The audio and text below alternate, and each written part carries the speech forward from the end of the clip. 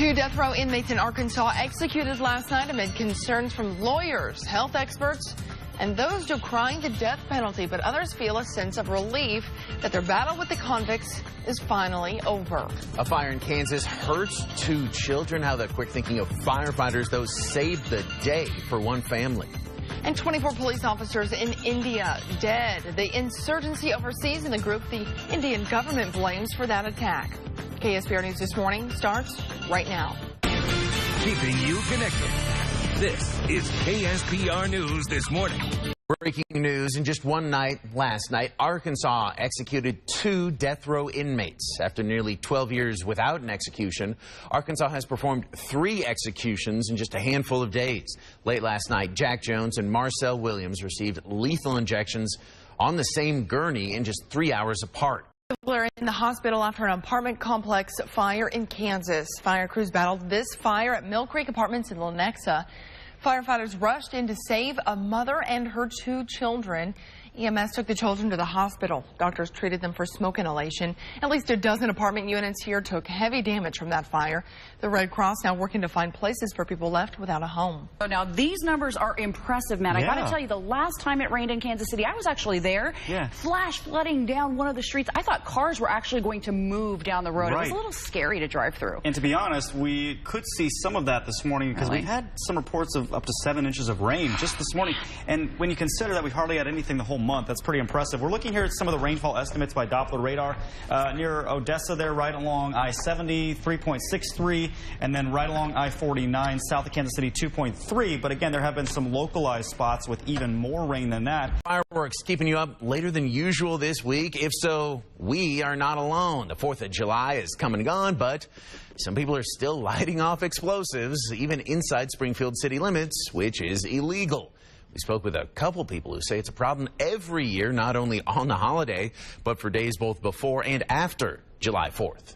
I'm as patriotic as the next person, and I believe in fun as much as the next person. But when it's a constant barrage from, for 7 to 10 days, clear up till 1 or 2 in the morning, it's an issue. It's a noise issue, and I can't enjoy my home. You know, you don't even bother calling anymore because it's just, you couldn't tell there was any kind of ordinances against it.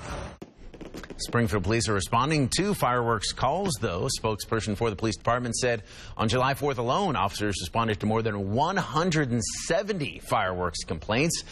But we don't know if anyone got a ticket for lighting off fireworks or if police really confiscated any fireworks either. The department spokesperson says officers are not required to track their enforcement of that, and they have discretion to determine on each call.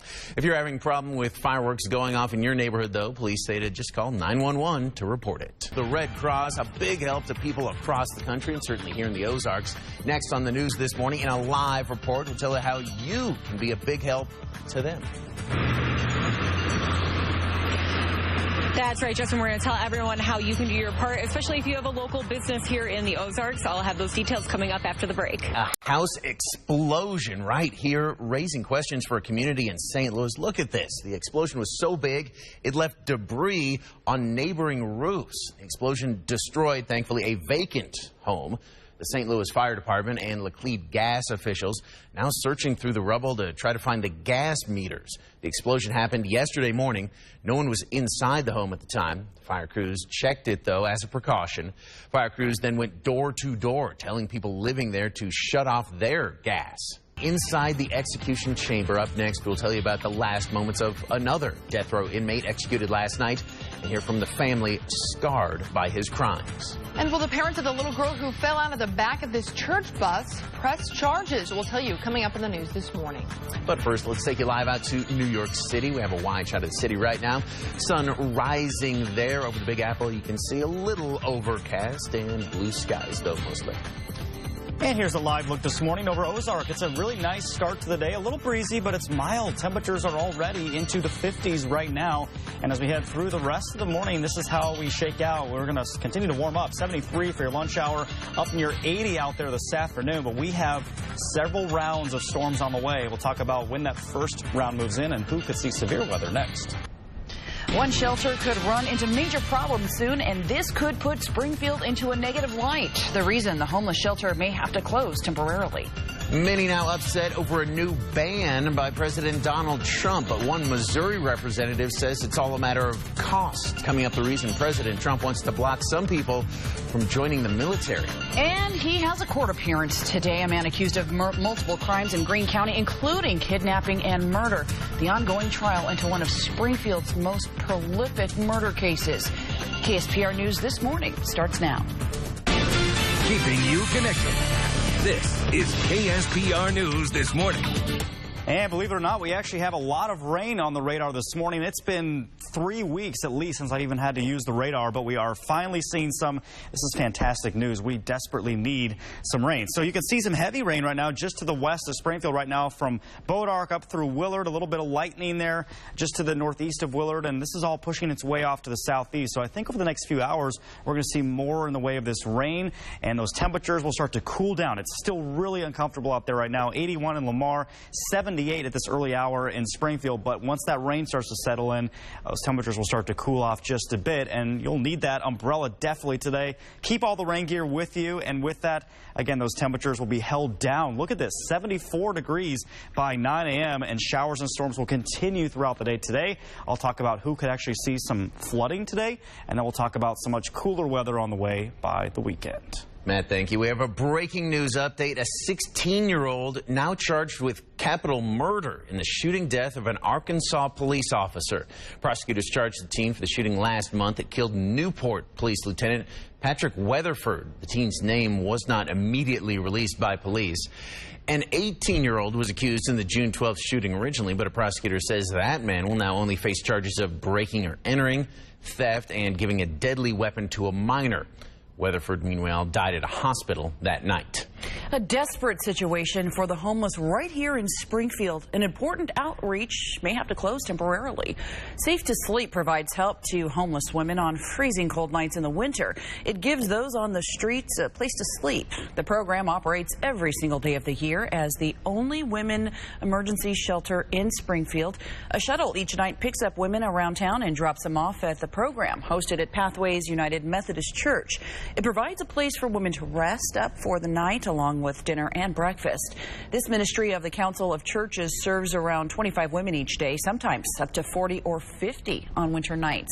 It depends heavily on volunteers, but lately they haven't had enough. Several staff members are working extra, staying overnights and weekends. Organizers now have a tough decision to make. We talked about the possibility of whether we could close several days. And my staff, there are 3 of us, and we decided we wouldn't be able to go home and sleep if we knew the women were out there, because we really come to care about each one. When they show up and they have the weight of the world on their shoulders, but they're still smiling, they're still friendly, they're still helpful, and it just motivates me to be a better person. The ministry says it's never closed for a single night in 6 years. Fewer women have been staying at the shelter this month, but they expect those numbers to jump again once it gets cold. Make sure you lock up your car. We say it a lot, but Springfield is seeing another spike in car break-ins. The latest crime numbers show a drastic increase in thefts from cars and car thefts in Springfield when compared to this time last year. Police say nearly 1,000 cars have been reported stolen in Springfield so far this year. It's an average of more than 5 a day, and thefts from cars is a crime trend that's only getting more popular. In fact, police say thefts from cars nearly doubled when compared to this time last year. We spoke with one Springfield mom who says her car was stolen from her driveway earlier this month. It's opened my eyes a lot, because I always just thought, it's okay, there's nothing here in my car to steal, some CDs. But then to come find out they found a way to start my car without a key and back out, and it's made me think, oh, I'm going to start locking my car wherever I go. Now, her car was actually returned days after the theft. She says her surveillance camera right here and social media helped spread the word. Now, Kim Bassard says she's trying to spread the word about how easy it is for a criminal to steal from you. Police still say prevention is key. Don't leave your keys in the car. Lock your doors and don't leave valuables in plain sight. That's good advice. Well, there's less than 2 weeks until the next elections in Greene County, but how do you know the race is important to you, will be counted properly, or even counted at all? KSBR's Lexi Spivak spoke with the county clerk about what they plan to do to prevent any mistakes. Good morning, Lexi.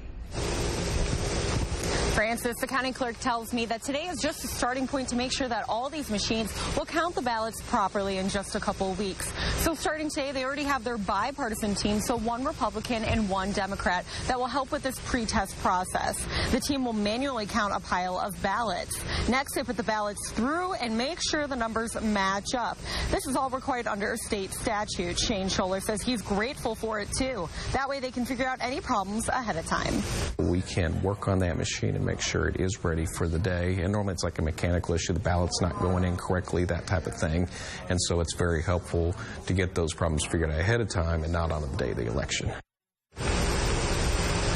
This morning's pretest is at 9 o'clock. It's at the Greene County Election Center in Springfield. That address is on your screen right now. It's open to everyone. If you don't, believe what they're doing, or you want to come check it out for yourself, something to do this morning, again, that's at 9 o'clock. Back out here live, we're at the Election Center, so this is where you're going to want to head. Shane Scholler told me that he expects about a 15% turnout rate this coming election. Francis? All right, thanks so much, Lexi. Check out our KSPR Facebook page or our mobile app for all of those sample ballots. Time now, 5:06. The governor of a neighboring state is preparing to step down. Next, we'll tell you what position he's taking in the Trump administration. And look at this. We actually have some rain falling in Springfield for the first time since early this month. Really, it's been several weeks. And you can see the roads are wet this morning. So just allow for some extra time. Could be a little bit slick out there, especially with some of those wet streets. Temperatures in the mid-70s, and we are only climbing into the 80s today. So we're going to stay below that 90-degree mark. I'll have a closer look at the radar and let you know who could actually see some heavy rain coming up after the break.